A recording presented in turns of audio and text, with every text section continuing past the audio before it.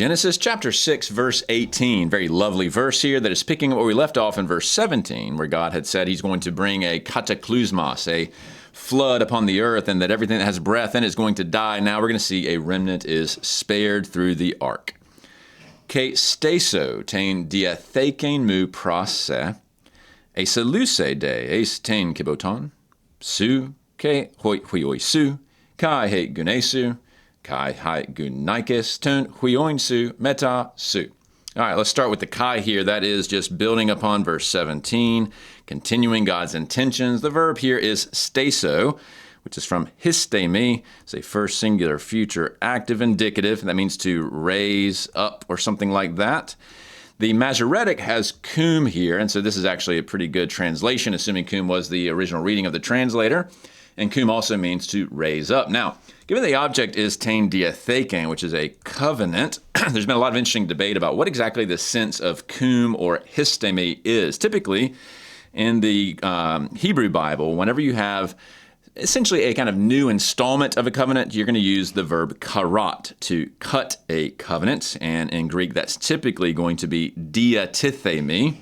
But that's not what we have here. And so some have argued, somewhat persuasively at times, I think, that maybe this use of this verb basically means that there was an existing covenant that was already in place, perhaps going back to Genesis 3 and Adam, and God is now renewing the covenant. He's raising it back up. Now, I'll leave that for you to decide whether you find that plausible, but a lot of scholars would argue that. But either way, I will raise up the covenant. Notice it's my covenant, pros se, with you. Now, this use of diatheke is also interesting because Aquila and Symmachus, the sort of later Jewish tradition, use suntheken here. Whereas pretty much throughout the Greek Old Testament and definitely in the New Testament, the preferred term is diatheke.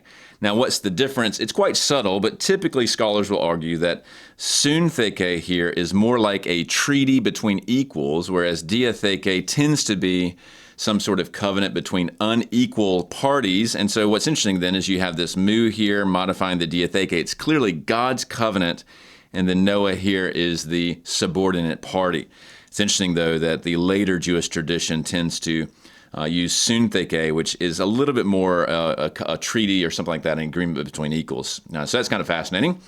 Now, the nature of the covenant is going to not really come back around again for some time. We're going to see that it's pointing forward, actually, to Genesis 9:9. So we got a long way to go before we see the final, really, the making and the solidifying of that covenant. But the nature of it is that God is going to protect Noah and his family. So here's what he tells them to do. Esaluse, you will go into, this is a second singular future middle indicative. Notice it's second singular here. Noah is the primary federal representative, if you will, of this covenant. So you, Noah, will go into the ark. We've seen kibotas multiple times. And then he's going to be accompanied by you have him here, plus his sons. We've seen them in the genealogy previously, so that's Shem, Ham, and Japheth. So he's got 3 sons. Hold that thought. But also your wife, also the wives of your sons, and they're going to go with you. Now, I want you to notice you've got second singular Su, Su, Su, Su, and Su, plus you have this one up here. And plus you have the second singular here. So you've got 1, 2, 3, 4, 5, 6, 7 times in this verse a direct reference to Noah.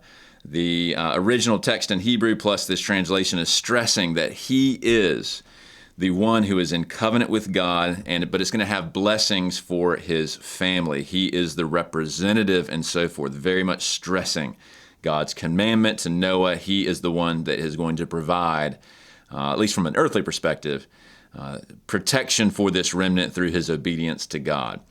On that note, 1 Peter 3:20 does the math. It's quite interesting. He says this, while the ark, notice kibotas here, we've seen that right there. So notice that word, was being prepared, in which a few, and then he says, well, that is 8 people, octosuchai, were brought safely through the water. So he's computed it that there are 8. Of course, we can figure out that math. So we got Noah here, plus his wife, that's 2. We know from the genealogy there are 3 sons, and then they all have wives. So you've got Noah and his wife, 3 boys, their sons, Shem, Ham, and Japheth, plus their 3 wives, and so the total here is indeed 8. So it's quite interesting that First Peter here has actually done that math. They're never actually tabulated in Genesis, but you can imply it, or you can infer it from the description of who's going to be brought safely through the ark. So pretty interesting little connection in the New Testament there.